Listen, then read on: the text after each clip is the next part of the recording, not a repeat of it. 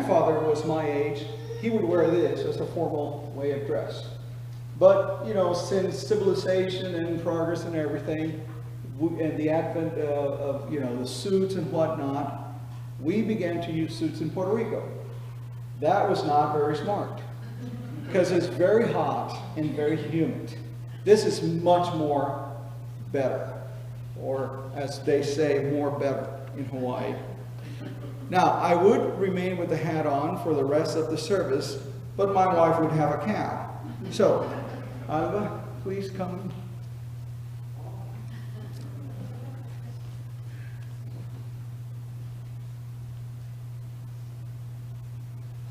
That is not just any hat, it's a hand-woven Panama hat, and it's very special. You will probably not see that for a very long time, because I only wear on special occasions. And today is a special Sabbath. As you heard, tomorrow we celebrate our 28th year anniversary. And if you're wondering what kind of marriage we have had, look at Alva. That should tell you everything you need to know. Okay? I want to, with your permission, Luis, I want to say something about the story, because I know all the vegetarian folks here got the story, but for the non-vegetarians, so can I have your permission to tell the story in a non-vegetarian fashion?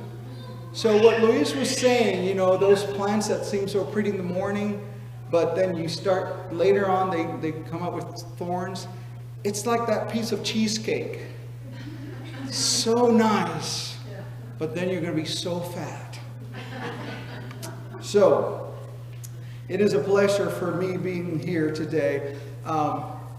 Church should be joyful. We should laugh in church. The Bible says that laughter does what for the soul? It heals the soul. And so, sadly, sometimes we forget to laugh in church. And, you know, of all the things one could laugh, I mean, you can find humor in everything. This morning, I saw Miss Helen, and she looked at me and she says, "You look like you're ready to preach." And I said, "Well, isn't that what the calendar says?" And she said, "Yeah, but I thought we had changed," so she was ready to preach too. So it's all about how you decide to deal with life. You can laugh at it, or you can yell at it.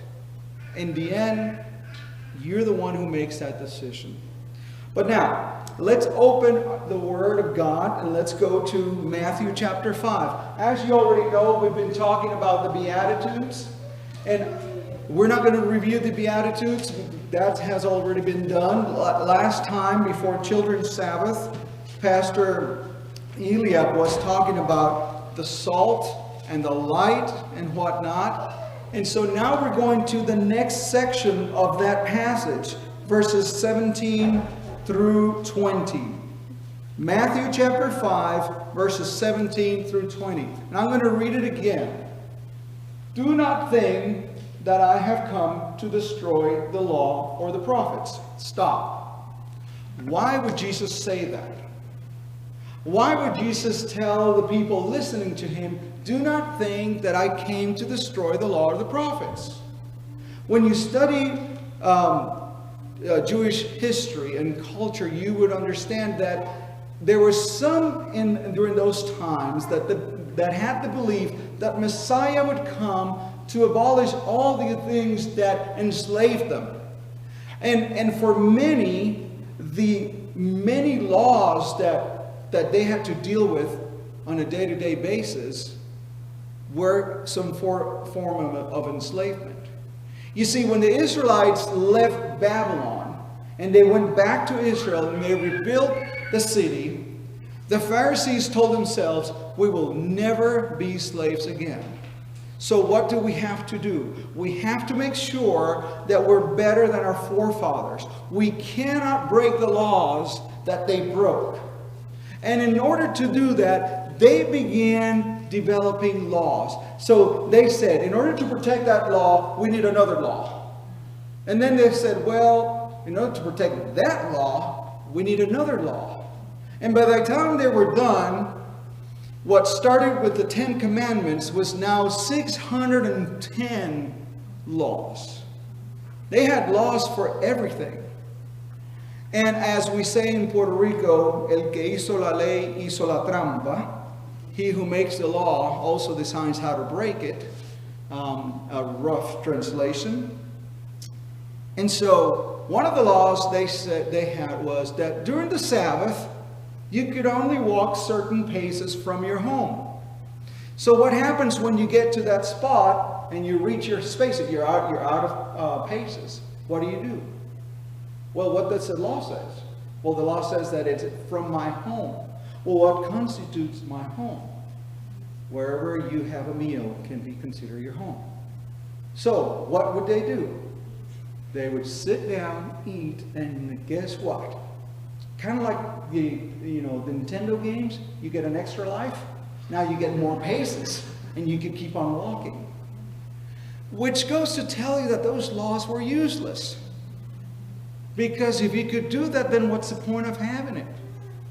But Jesus was telling them, listen, I did not come here to break the law. Which law was he talking about? He was not talking about their laws. He was talking about his law. He was referring to the Old Testament, to the Torah. Specifically, if you'd like, you could say that he was referring to the 10 Commandments. But he was also saying, do not do away with the Old Testament. Today, you see a lot of Christians that they say, oh, the Old Testament, it's old. Why do we have to bother with it?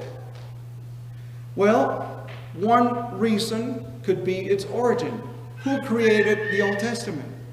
God. God inspired men and women throughout the Old Testament before Christ came, and they wrote inspired by God. So if God inspired the writings of the Old Testament, then it's safe to say that that is something we might want to pay attention to. What about the moral character? When you look at the Old Testament, you see how it teaches us how to live. The 10 Commandments are found in the Old Testament. And you see beautiful stories of ethics and morals, such as Ruth and Esther, and other stories throughout the Old Testament. So there's value in that. Or how about the spiritual life? How dull would our spiritual life be if we didn't have the Psalms? How amazing that God not only used history and record keeping, but he also used artists and poets. And we have beautiful poems. And even things that we can turn into songs. So the Old Testament is rich with reasons for us to pay attention to it. But the Old Testament has a problem. It is not complete. It is the first of the chapters, but it doesn't tell the whole story. And notice now what Jesus says. I did not come to destroy, but to what? To fulfill. What does it mean to fulfill? That is a compound word. Fulfill. It means to fill to the brim, to fill to the fullest. And if you look at the next verses, which we will not talk about today, verses 21 and on, he begins with a series of sayings. And he begins to say, you have heard this, but I tell you that. Now, I'm going to use just one example. Let's look at verse 21. You have heard that it was said to those of old, you shall not murder, and whoever murders will be in danger of the judgment. But I say to you that whoever is angry at his brother without a cause shall be in danger of judgment. And whoever says to his brother, Raka, or fool or stupid, shall be in danger of the councils. You fool, but whoever says you fool shall be in danger of hellfire. So what is Jesus saying?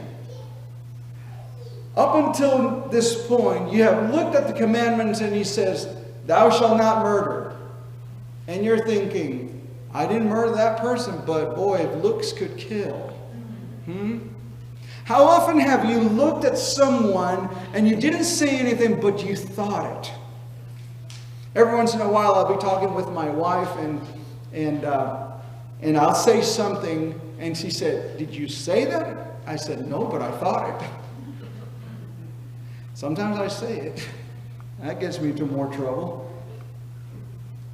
So Christ comes to fulfill the deficiencies.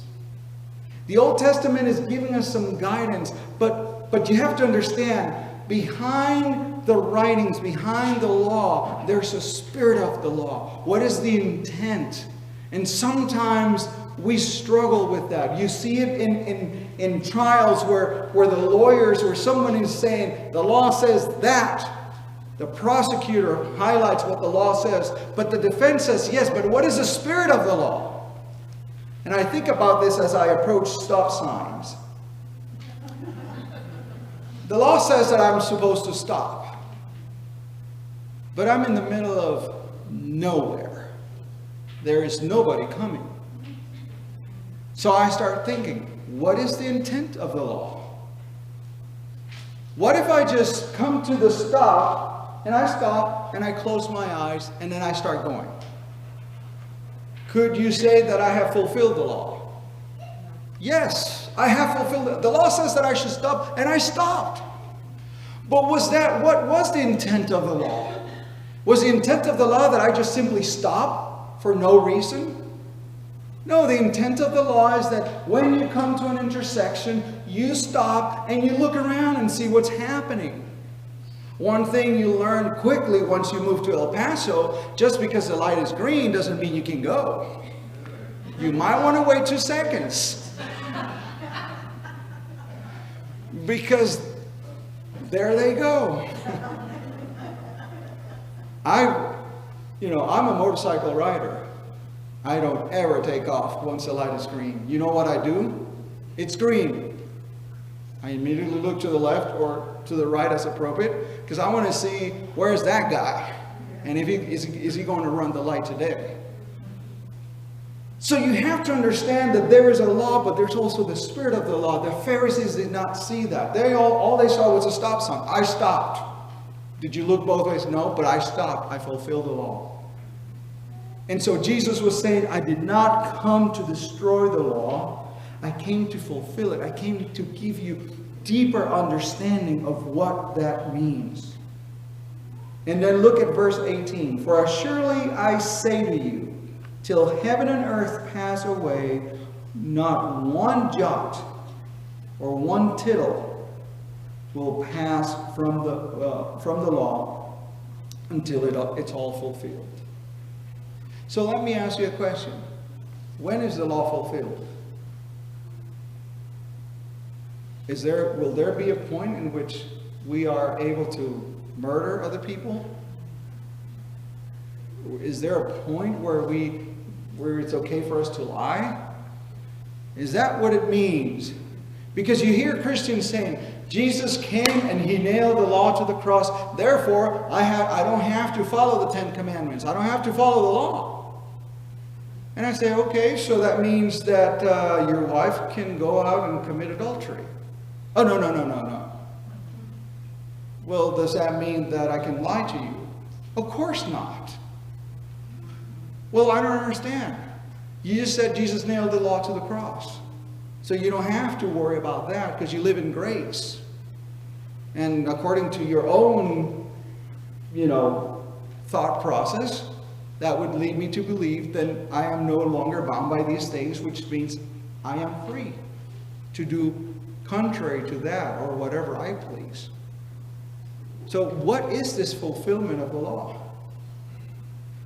I would like to suggest to you today that the fulfillment of the law, that nothing will change until everything is fulfilled, until Christ returns in glory, until everything is fulfilled. But here's the thing.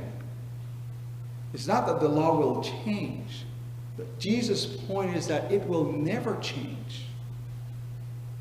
Because when you look at the Ten Commandments, what you're looking at is God's character, the reflection of who He is.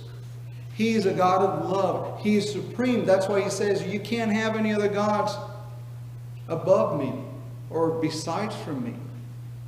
You know why? Because there are none. There is no other God. What we call idols are not real gods. They are our distractions. They are those things that we have decided to put in place of God in our lives. You have your idols, I have my own idols. We have to deal with those things. Sometimes they're long-lasting idols. Sometimes they're temporary idols. What is the priority in your life?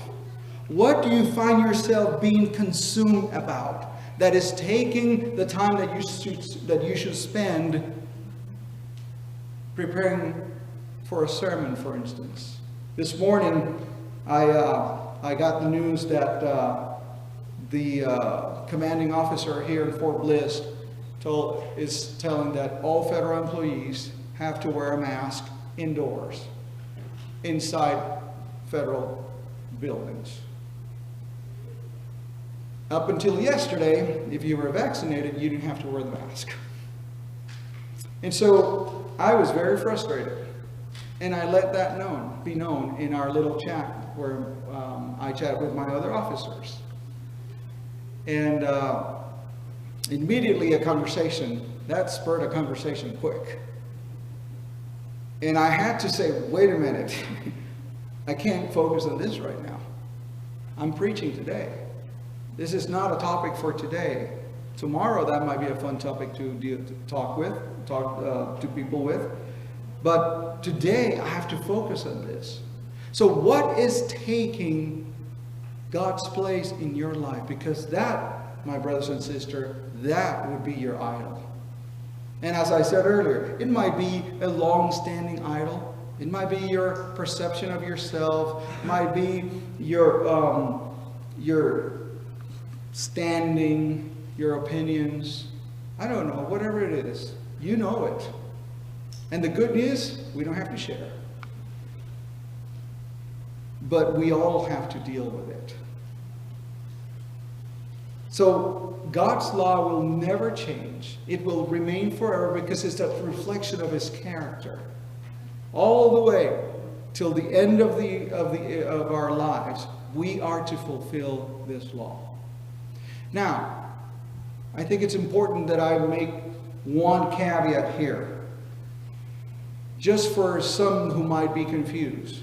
You do not keep the law to be saved. That is a fool's errand.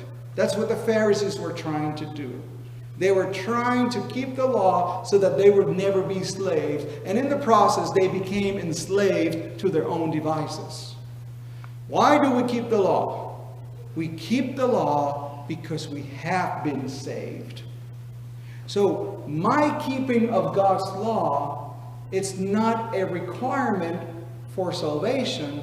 It is a result of my salvation. It is God's gift to me. He, through the indwelling of the Holy Spirit, makes me walk in His ways. If you don't believe me, go to the book of Ezekiel, and you will see it. How He tells Israel, He says, listen, you, O Israel, I'm going to bring you back from all these countries that I sent you. And I'm going to clean you. And I want you to know this, Israel. I'm not doing it for your sake. I'm doing it for my sake. It is because I love my name, my reputation, that I'm doing all of this. And I'm going to bring you from those countries. And you who are homeless, who have nothing, you will have your own country. And when you come, you will be all raggedy and dirty and stinky. And I'm going to take your dirty rags off of you, and I'm going to bathe you, and I'm going to cleanse you, and I'm going to clothe you with new garments. And then He says, and I'm going to do something else. That heart of stone that you have, I'm going to take that heart of stone, and I'm going to give you a fleshy heart that can beat at the rhythm of my heart. And as if that's not enough, I don't understand why you're not jumping off your pews right now. He says he's going to make you walk in his path. And I'm just scratching my head and thinking, so what is my part again? What is it I'm supposed to do? Oh, I have to accept that. Good. Because honestly, I don't know that I can do anything else but that. But God knows. So Jesus says, listen, don't worry about the law. I did not come to destroy the law. And then he goes on and he says, verse 19, whoever therefore breaks one of the least of these commandments and teaches men so shall be called least in the kingdom of heaven. But whoever does and teaches them, he shall be called great in the kingdom of heaven. Maria Elena, I don't know how much you struggle with that text, but I struggle with that text quite a bit. You remember that old game, Who Wants to Be a Millionaire? There was one option there when you didn't know the answers. It was phone a friend, right? So that's what I did. I phoned a friend. And I was talking to this pastor on the West Coast, and I said, I'm trying to process this, but I can't understand it. And we had a nice conversation, and sadly, we hung up, and I still didn't understand it. So, I did what every good pastor does when he doesn't understand things. I go to my wife, but no. For this particular, I went to another woman, and don't worry about it, she's dead. Her name is Ellen G. White. And I want to share with you what she has to say about that. Because sometimes we have to admit our own limitations. And so if you go today after this service, if you go to the book Thoughts from the Mount of Blessing, and you go to chapter 3, and you go to the section, whosoever breaks the least of these commandments. Listen what she says there. It is not the greatness of the act of disobedience that constitutes sin, but the fact of variance from God's express will in the least particular. For this shows that there is yet communion between the soul and sin. The heart is divided in its service. There's a virtual denial of God, a rebellion against the laws of his government. So what is the text saying? It's not saying that you can make it to heaven if you only break the little ones and you just have, you just have the nosebleed seating at the table. That's not what it's saying at all. If you go to the book of James, James says, listen, he who breaks one of the commandments is guilty of all. So the Bible does not contradict itself. So I need to find out how does this work. And Ellen G. White says, listen, here's the deal. Some of you think that it's just a white lie, right? Oh, it doesn't really matter. We're good. And sometimes we're tempted. I went to a car place here to get some service on my car, or at least to get a quote. And the man who claims to be a Christian, and by the way, a very nice person, told me, it is this amount, but if you pay cash, I won't charge you taxes. Now that is tempting, considering the amount that that I have to pay if I ever do that. But I thought about it, and I thought, what does this say about Christian men? That a so-called Christian man tells a minister of the gospel that we're going to cheat the government, and all we have to do is do a cash transaction, so there's no record of it. Are we not breaking the law? Are we not stealing from the government? Didn't Jesus say, render unto Caesar's what is Caesar's? Now, sometimes I think Caesar takes too much. Caesar has a greedy hand, and I wish Jesus would have put a percentage somewhere there. But the fact of the matter is that he didn't. He simply said, give unto Caesar what is his. I guess the struggle is, who determines what is Caesar's? And I'd like to determine it, and he would be getting Very little, if anything. But Jesus is saying, don't think that you can just get away with stuff because it's small. Well, it's just a little God. Just a little, nuance here and there. Just a little something. God wants a relationship with Him that is 100% total. Remember when He said that I am a jealous God? You cannot expect to have communion with God, to spend eternity with Him, if while you're here, you're living in an adulterous relationship.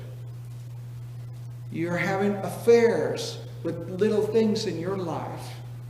You come to church, you study the word, you study the lesson, you sing, but then you have your little affairs. Emotional affairs, physical, whatever affairs, spiritual affairs I'm talking about. God values Himself too much. He will not deal with that. And so Jesus is telling them, you think that you can do these things and you're going to get away with it. I'm here to tell you that you're not. Verse 20. Notice what He tells the people there. For I say unto you, that unless your righteousness exceeds the righteousness of the scribes and Pharisees, you will by no means enter the kingdom of heaven. Now, to the people there, that sounded pretty ominous. Because we tend to think of religious leaders as people better than us. And I want to bust your bubble today. We're not better than you. We're different. God chose me for this ministry. I didn't choose this ministry. In fact, I tried to run away from this ministry. When I went to the university in 1989, I went in as a religion major. And 6 months into it, I switched to Bible teacher. You see? See what's happening here? I was slowly walking away because I didn't want to do that. And I had very good reasons. I could probably convince you. And then eventually I walked a little bit more because I liked music so much. So I went and I became a music major because I thought I'll serve the Lord teaching music. Only one problem. I was not any good at it. And you know how they say, things get better in time? Yeah, that didn't work. It just never got better. And so eventually God, in His patience, He worked with me and He brought me back here. But you know what He failed to do? He didn't make me a saint. So I still struggle with the same thing you struggle. Or maybe different things, but still struggle. And Jesus is telling them, you need to stop looking at those guys. Stop looking at the Pharisees, because really they have no righteousness in themselves. Because I am the one who can give you the righteousness. Now, when we begin to look at verses 21 and on, you will see how he's going to highlight that.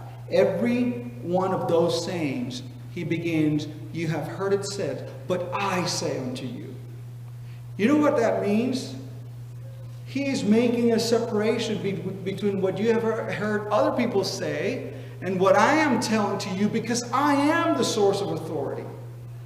You know what people said about Jesus' teaching? When they came to the Mount of Blessings, the way we know it now, they didn't know what they were going to hear.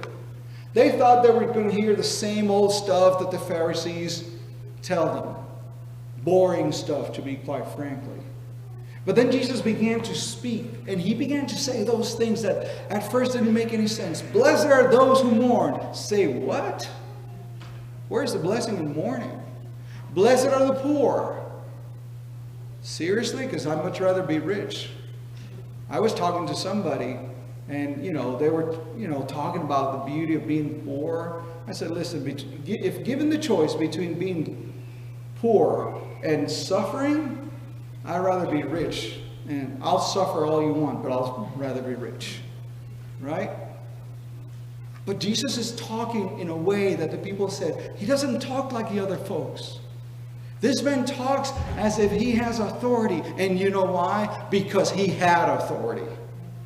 And on verses 21 and on, he's going to begin to talk about that authority. So, next time somebody begins to tell you, you know what, Jesus came and he abolished the law, don't buy that. Bring them back to Matthew 5, verses 17 through 20, and show them that he did not come to abolish. He came to fulfill. Amen.